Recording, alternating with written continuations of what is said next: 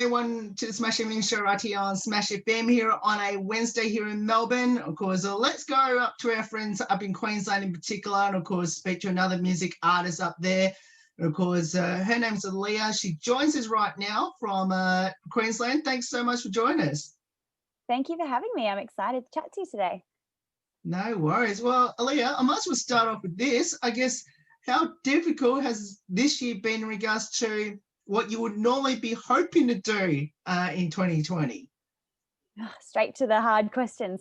No, this year has definitely been really different to what I expected. I was expecting to be living in Europe for a little bit of it, and I expected to be doing a lot of touring and releasing the songs. I did end up releasing the songs that I planned to, but with a lot of different tactics around it. So it's changed a lot, but it meant that I could actually go and see some more of Australia. I went and stayed in Tasmania for 3 months, and I wrote a lot of songs as well. So as much as, it's been a very different year and a very difficult year for the arts industries, and for me personally with lots of change plans, I also can't help but see the silver lining that Australia as a country has come out of it so quickly, and we are kind of back to some kind of normality now in the music industry, where we can actually play live gigs and we can dance in Queensland finally. And I know obviously Melbourne had it a lot tougher, so I feel for you there. But yeah, it's been a tough year, but yeah, I'm excited for 2021. Let's put it that way. Now, you mentioned that you went down to Tassie, obviously, for 3 or so months. I guess, what did you do down in Tassie? And you mentioned that you also wrote some more songs as well. What sort of things did you do down there? Well, I was able to work remotely from down there. So I spent some time, I'd never been to Tasmania before, so I spent some time exploring down there. I'm a very avid solo traveler, and that's actually what has inspired my 2 songs that have come out this year. They're part of what I've called the Travel Collection, which I'm sure we'll talk about a bit later. So yeah, it was really nice to be able to travel locally and see a new place. And all the songs, they tended to be on the sadder side just due to the year, and also because it was very, very cold down there. So I was sitting inside in the cold, just writing away on the piano and letting all that out. But yeah, it was a really good creative time. And I had 2 weeks in hotel quarantine to go down there as well. So I actually released my latest single, Space, from hotel quarantine, which was an interesting experience. And I was doing like isolate from my hotel room and all sorts of things. But yeah, it was really nice down there. It was really lovely to get a bit of a change of scenery. Yes, we will get to that Traveller collection in just a moment. But I want to ask you this question, which you did mention that you were planning to go overseas this year before, obviously, the pandemic.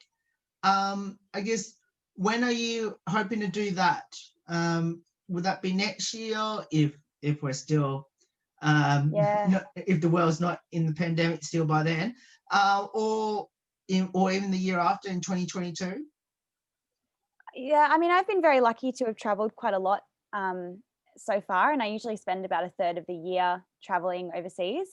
And this was meant to be about 4 or 5 months probably, living in Holland and then traveling through Europe, and I had a few things planned. Now I don't really know when I can reschedule that kind of trip, because I just don't know when the borders will open up, as all of us are, very confused as to when that will be back to some kind of normality. But I definitely want to make use of the fact that Australia is nice and open again, relatively open again. So next year will be, I'll be hitting the ground running, touring Australia and launching some, tours around my singles and stuff. So I'm really excited for that. And as much as I long to go back to Europe, because I absolutely love it over there, I also am really lucky, and I feel really lucky that I can be safe here and still work and play my music and share it with crowds. The novelty is absolutely back again after having all those months off. Now, did you do any live stream online performances during that time? Yeah, for sure. I mean, I did a couple of online festivals like Isolate, and a few during NAIDOC week as well. And I actually came back to do the Meanjin Markets, which was filmed at the Triffid here in Brisbane. But yeah, I did do a bit of live streaming, but I was mostly just writing. I was very, I guess I was kind of in my own space down there, and I was just using it to be creative. And a lot of really exciting songs came out of it. So I really look forward to sharing them next year. Now, you mentioned about doing a couple of live stream performances before. I guess, how was the reaction from your amazing fans about that? I mean, there was a lot going on at that time. I think there was a lot of there was a lot of things, live streams and live streamed information and you know, seminars and all sorts of things that you could join in on. So I feel like a lot of people were having a bit of a technological overload during that real peak period of the pandemic, because, you know, if we weren't consuming social media, we were consuming some kind of educational stuff or Netflix or whatever. So yeah, I mean, the live streaming was good, but it wasn't, I guess I didn't do it like set in stone regularly like I would with a gig. I didn't advertise it. I would just go on when I was feeling like sharing, and then I would go on when I was doing festivals and stuff, which was a bit more prearranged. But I think people did miss, and I really missed connecting with people through art. So I think that the people that did join into my live streams were really appreciative and lovely and supportive. And it was really nice to share my new songs as well with an audience, even though they were virtual. So yeah. Now, you mentioned that you're planning to do a tour in 2021 here in Australia. Whereabouts are you thinking about doing it? Without giving too much away, I guess in regards to the exact locations, but whereabouts are you thinking? Probably mostly the East Coast. I'll probably stick around the East Coast. But yeah, I mean, as I said, I'm a very, very avid traveler, and I've, you know, gone to the Outback and done a bunch of stuff in Australia. So I'd be happy to kind of to tie it in with my traveling as well. I think that's like the beauty of being able to be a performer. So if there's some weird exotic locations that come up that tie in well, I'd definitely take up that opportunity. Now we'll come back to what I was going to ask a couple of questions ago in regards to obviously your new music, and you mentioned quite a few times, of course, along this interview so far. Tell us about your two new songs in particular that was released this year, and obviously which is a part of the Travellers collection. Am I correct? Yeah, the Travel collection has been a really fun writing tool. So I guess a bit of context for people that have never heard of my music or my story. I have been solo traveling since 2013, and I absolutely love connecting with people in that way. And I found that I would come home and I'd be so creatively charged and inspired, and I'd have grown and learnt so much. And I decided in 2017, when I went and did my first European trip, which was quite a long trip, that I would write what I've called the Travel collection. And basically it was a challenge that I set myself to write a song about at least every single country that I went to, if not every city that I went through on this really fast-paced, like really amazing trip. And I ended up coming back with about 40 or 50 songs from that first trip. And then I actually got the opportunity to go back the next year, and I got one of those like best jobs in the world. And I got selected by a travel company, put with 3 strangers from New Zealand and from America. And we all got sent over for another 4 months to go and travel all around Europe, which is insane. Like, who does that happen to? I was so lucky. I was doing all the travel journalism for their blog, and we were all doing content creation. And so I got another summer in Europe. And so I ended up with this collection at the end of 2018 of like almost 100 songs. And they were all like little postcards to myself that I was writing in all these different countries. And they were so different from the first year when I was very cheaply backpacking around Europe, like sleeping on people's couches, couch surfing all around, busking. You know, it was very different to the next year when I was with this travel company. So yeah, I had just all this music then, and it was so fun to share it because I was so excited by my trips and so excited to share the stories that inspired the songs.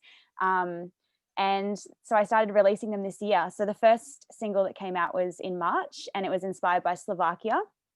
And basically I had stopped at this bus stop in Slovakia, and I decided actually not to stop and explore Slovakia at all. I was just using it as a stop to go to the next country. And then I realized, oh, wait a second, I've got to write a song about it because I've technically crossed the borders into this country. So all that was coming to mind was wasting time and passing through while I was sitting at this bus stop. And the song ended up being called Wasting Time. And it's about,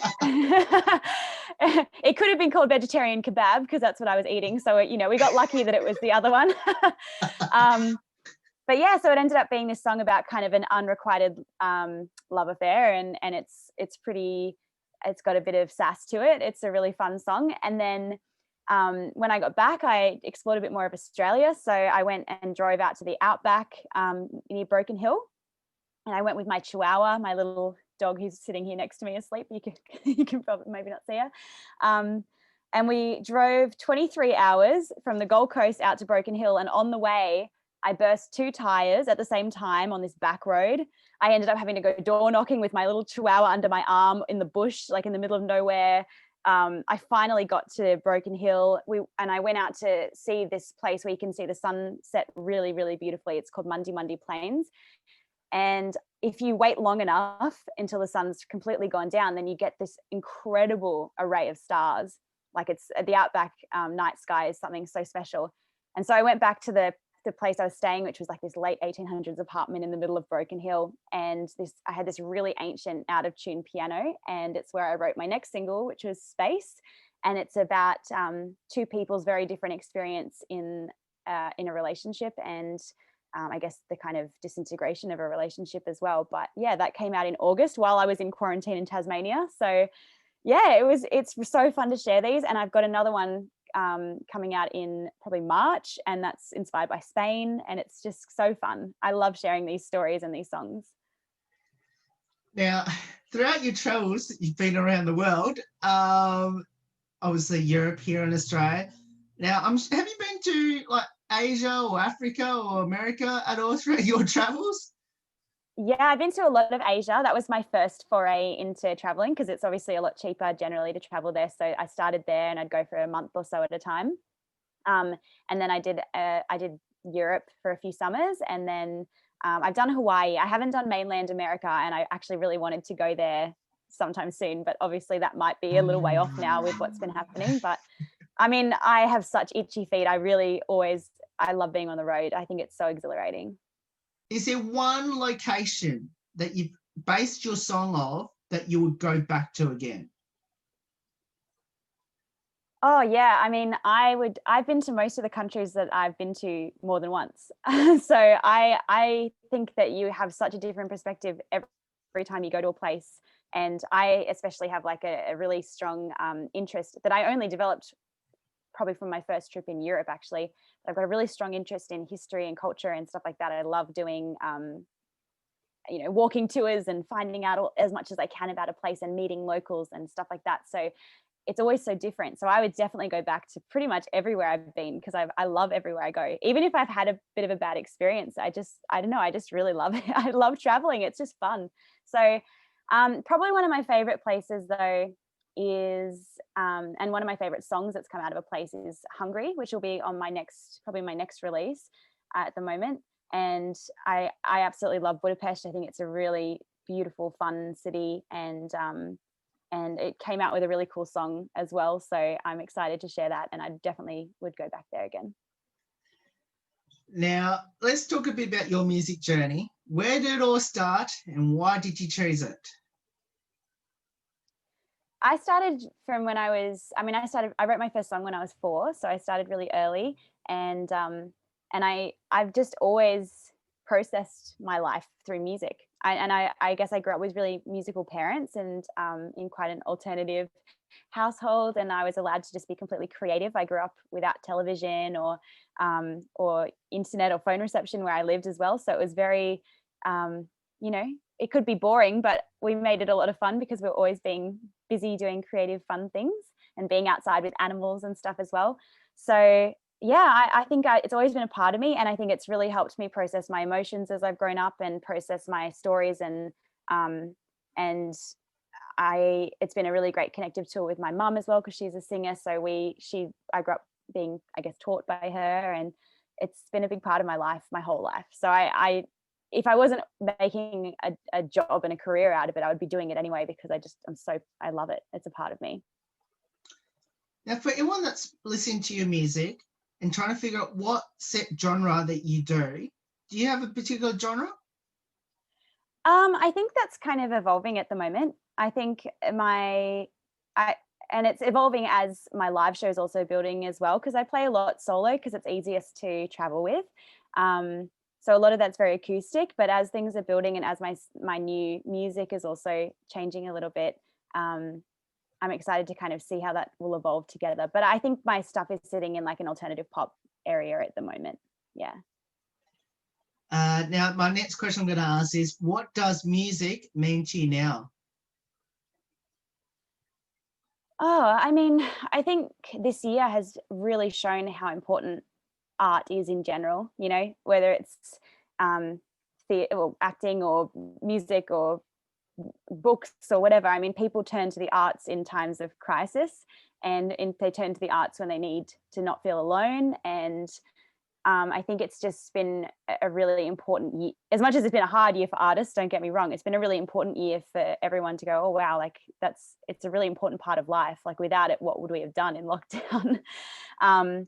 And so I think that more than ever as well, it's really hit home how incredibly connective being a musician is, and being able to bring people together and share a space and share a feeling and share stories, and how beautifully you can connect with people, you know, on that level.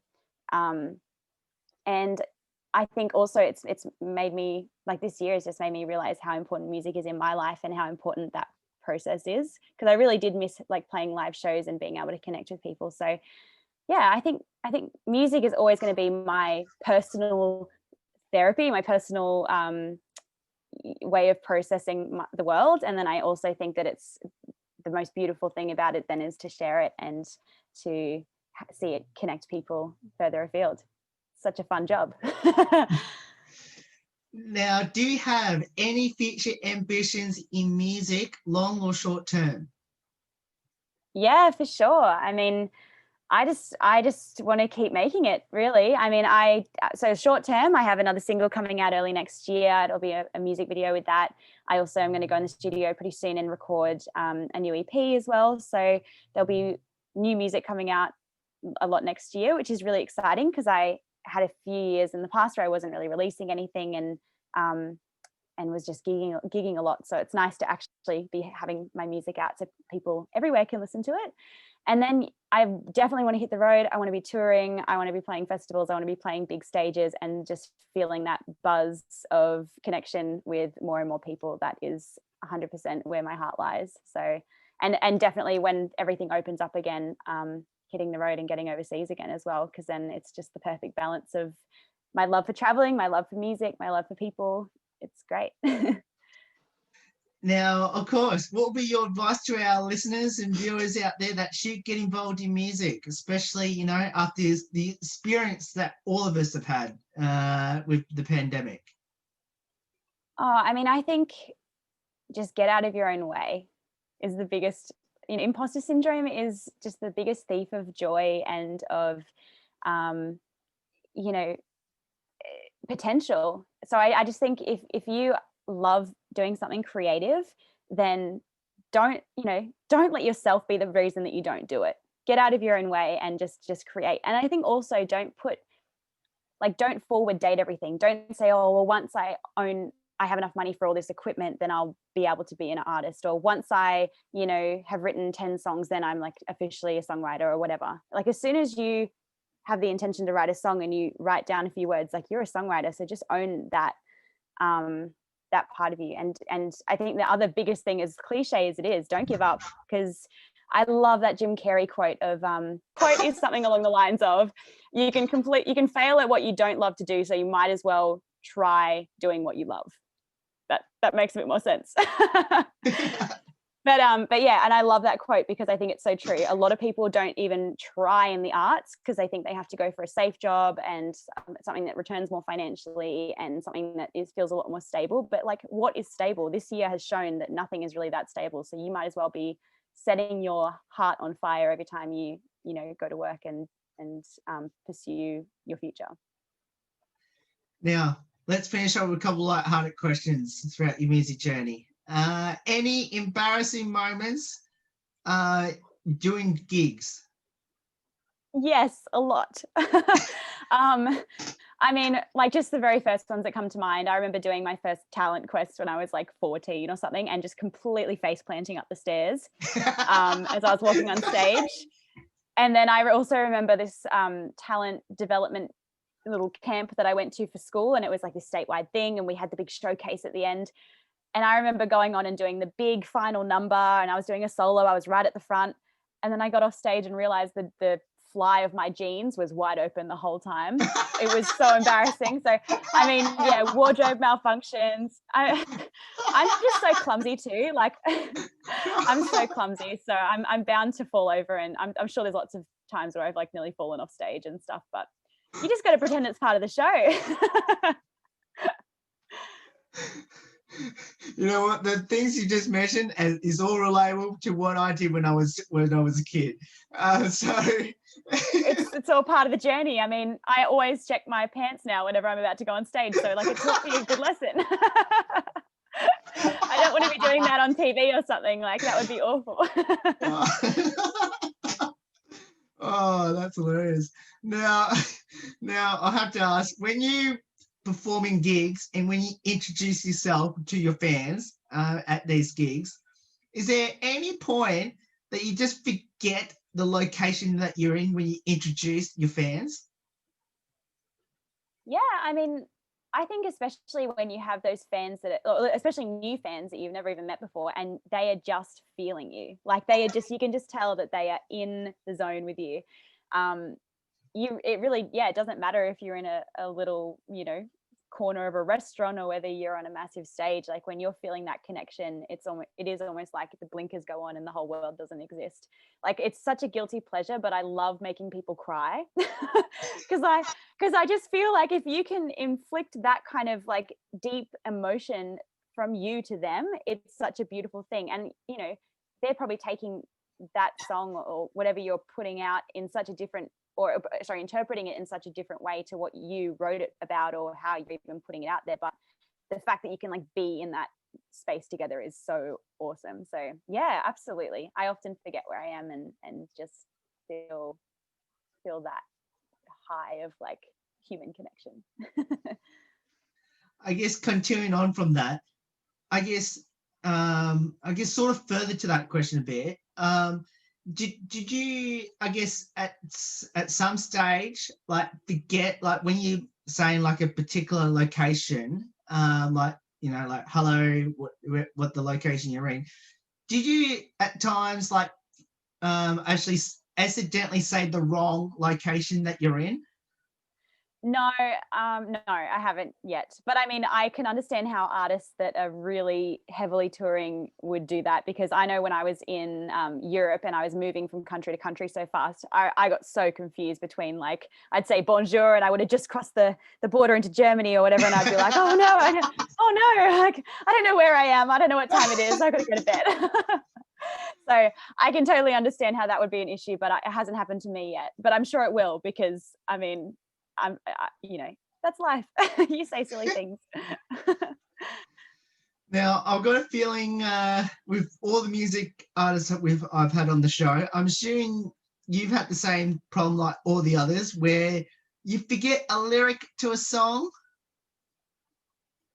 Totally. Yeah, of course. Yeah. Or the chords, I mean, just forget the whole thing and just do a little a cappella movement. But yeah, absolutely. I think but I think that is also part of like getting well practiced at your craft as well. Like, not only not well practiced enough not to forget sometimes, because that's human, but like well practiced enough that when you forget, you know how to cover it up. And I think also it's just not getting too deep inside your head and just knowing that 99.9% of people that are listening to you sing will not have picked up the mistake. So as long as you're not making it obvious, just keep rolling with it. But yeah, I forget stuff all the time. Well, not all the time, but I've definitely done it a lot. It just happens. It just happens. Now, we will finish off with these last two questions, which is, do you have a pre-performance or gigs superstition or ritual? No, I don't, but I do. Like, I don't have something I do every single time, but when I'm really, really nervous, which doesn't happen that often, I actually have this really silly little song that I picked up when I was at that talent thing where I had the fly undone. one of one of our warm-up songs was this really silly song. It's like, black socks, they never get dirty. The longer you wear them, the stronger they get. Oh no, yeah, I Sometimes. do know. And it's all about stinky socks.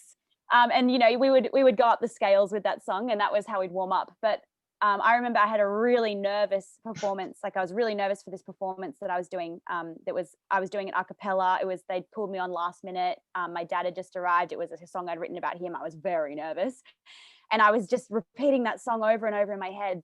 And then ever since then, if I'm feeling really anxious about going on stage, I just play that song in my head, and I feel cured. It's like my little silly.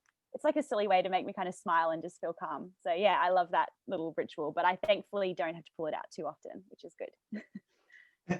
Now, just to carry on from that question just for a moment, you know, you mentioned about that song, which I do remember myself practicing that.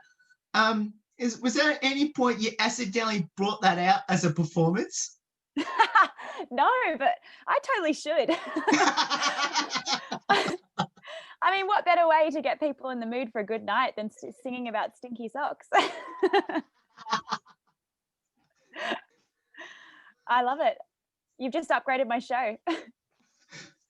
Well, I can't wait to hear it when you come down to Melbourne, and I'll definitely come and definitely listen and actually know exactly that particular song. Yeah, you'll be that one person singing along. That's right. And we'll be feeling so calm. Yeah, exactly right. And of course, I've got to finish up with this one last one, which is for anyone that should follow you on the socials or on the website or through the music channels, how can they go about it? I'm pretty easy to find because my mum gave me a weird name. So you can find me pretty much on everything if you type in Eleea, E-L-E-E-A. So I've got Spotify, I've got Instagram, which is probably my main social media page that I run, Facebook, everything that you would use normally. So yeah, get on it. And there's lots of fun travel photos. There's lots of pictures of my cute little dog. There's lots of music that I'm writing and sharing as I go. So it's pretty interactive, and I love to meet new friends on there. So I'm excited. Well, Eleea, thank you so much for giving up your time to join us.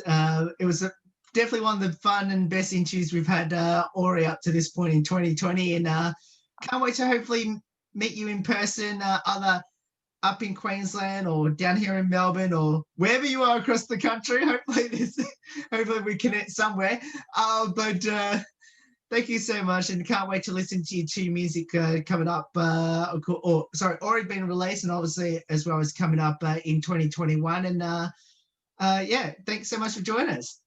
Thank you so much. It was a great chat, and thanks for letting me share my embarrassing stories. I wasn't expecting that question. No worries. And that's Eleea there, joins there from Queensland, of course. If you want to follow her on the socials, as well as her amazing music, of course, on the music channels on Spotify, iTunes, and all those sort of music channels. Of course, we'll put all the details up on our Facebook page and on our website on how you can go about doing that. There's more on the Smash Evening Show right after this. Don't go away, here on the Wednesday edition.